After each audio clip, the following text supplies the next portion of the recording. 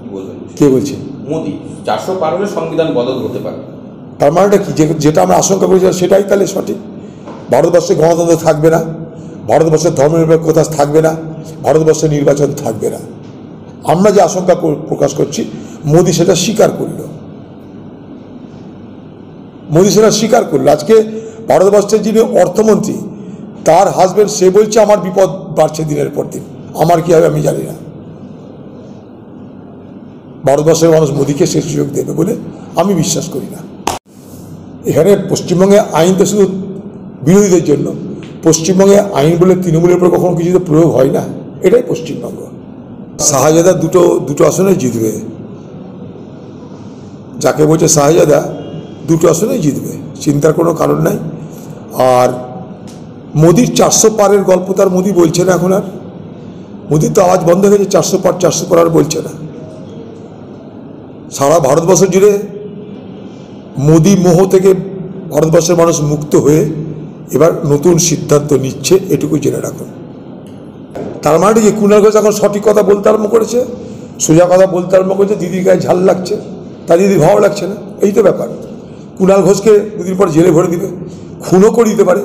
দিদিকে নিয়ে তো বিশ্বাসটা তৃণমূল দলকে নিয়ে, দিদির দলকে নিয়ে বিশ্বাসটা কুণাল ঘোষ খুনও হয়ে যেতে পারে বাংলায়। কুণাল ঘোষের মিথ্যা কাছে জেলে হতে পারে, এর আগে জেলে হয়েছে একবার। দিদির বিরুদ্ধে সমালোচনা করলে তার বিপদ হতে পারে।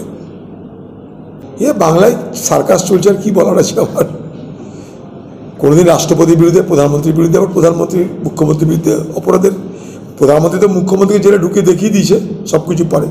মোদি হয়তো মুমকিন হয়, অরবিন্দ কেজরিওয়াল জেলে, হেমন্ত সোরেন জেলে, দিদিও দেখিয়ে দিচ্ছে যে দিদি কিছু সে কম নাই, রাজ্যপালকেই আসামি বানিয়ে দিচ্ছে। জেলে ভরে দিলেও দিতে পারে, যাই না। 420 কেসে তো রাজ্যপালকে জেলে ভরে দিল। সার্কাস চলছে, সার্কাস বাংলায়। এটা যে মুর্শিদ নিয়ে নির্বাচন কমিশনের কাছে যে সমস্ত খবর আছে, তাতে মুর্শিদাবাদের তৃণমূলের পক্ষ থেকে সন্ত্রাস সৃষ্টি করার সব রকমের চেষ্টা হবে, সেই রকম খবর তাদের কাছে আছে বলেই তারা মনে করছে যে ভোট নির্বিঘ্নে করাতে গেলে, ফ্রি অ্যান্ড ফেয়ার ইলেকশন, সুস্থ স্বাভাবিক নির্বাচন করাতে গেলে আরও ফোর্স দরকার। নির্বাচন কমিশনের সিদ্ধান্ত, এখানে আমার কিছু বলার নেই। আমরা নির্বাচন কমিশনের কাছে কত সংখ্যার ফৌজ তা দাবি করিনি। আমাদের দাবি একটাই, যেন মানুষ নির্বিঘ্নে নির্ভয়ে নিশ্চিতে ভোট দিতে পারে, ব্যাস। প্রধানমন্ত্রী বর্ধমানে এসে যোগ্য যারা চাকরি হারা, হ্যাঁ, প্রধানমন্ত্রী বর্ধমানের সভা থেকে যোগ্য যারা চাকরি হারা তাদের পাশে দাঁড়ানোর কথা বলেছেন, এবং বিজেপি একটা লিগাল সেল। পশ্চিমবঙ্গে যে সিবিআই তদন্তটা হচ্ছে, সেই সিবিআই তদন্তের গতি যদি প্রধানমন্ত্রী আরও বাড়িয়ে দিতে পারে তাহলে ভালো হয়। কারণ সিবিআই তদন্ত চলছে তো চলছে, একটা স্টেট অফ ইনার্শিয়া, কবে শেষ হবে আমরা কেউ জানি না। তো সিবিআই তদন্ত, ইডি তদন্ত যা যা হচ্ছে পশ্চিমবঙ্গে কোর্টের নির্দেশে, আবার বলছি আমি, কোর্টের নির্দেশে যে সিবিআই তদন্ত, ইডি তদন্ত হচ্ছে, সেগুলোর গতি বাড়িয়ে সেগুলোর সমাপ্তির পথে তা যেন শেষ হয়, তার জন্য প্রধানমন্ত্রী যদি কিছু বলতো তাহলে ভালো লাগতো। এখন এখানটায় বঞ্চিত মানুষের, বঞ্চিত শিক্ষকদের, বঞ্চিত শিক্ষক শিক্ষিকাদের জন্য প্রধানমন্ত্রীর মুখে কোনোদিন তো কথা আমরা শুনিনি। কারণ 1150 দিন ধরে এখানকার বঞ্চিত শিক্ষক সমাজ তারা আন্দোলন করছে। প্রধানমন্ত্রী এতদিনে মনে পড়েছে, কারণ ভোট এসেছে।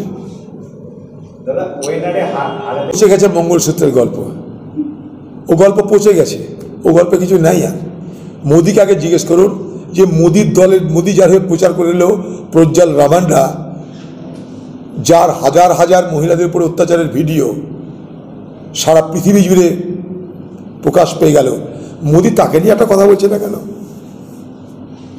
মোদি উনাও নিয়ে কথা বলে না, হাতরাস নিয়ে কথা বলে না, দিল্লিতে কুস্তিগীরদের সঙ্গে যে অন্যায় হচ্ছে তা নিয়ে কথা বলে না কেন? মোদি প্রজ্জ্বল রাভান্নাকে চিনতেন না? আপাতত ক্ষমা চাওয়া উচিত ছিল। এ সব থেকে ভয়ঙ্কর এক নারী নির্যাতনকারী, যৌন শোষণকারী রাভান্নার জন্য আপনি প্রচার করে এসেছেন। কমসে কম তো বলতে পারতে আমার ভুল হয়েছিল, তাও আপনি বলেননি।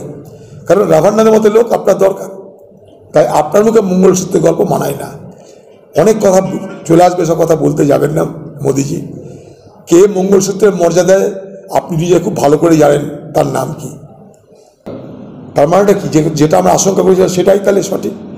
ভারতবর্ষে গণতন্ত্র থাকবে না, ভারতবর্ষের ধর্মনিরপেক্ষতা থাকবে না, ভারতবর্ষে নির্বাচন থাকবে না। আমরা যে আশঙ্কা প্রকাশ করছি, মোদী সেটা স্বীকার করলো।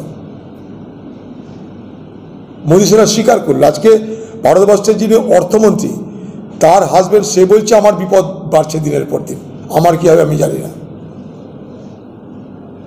ভারতবর্ষের মানুষ মোদীকে সে সুযোগ দেবে বলে আমি বিশ্বাস করি না। চল।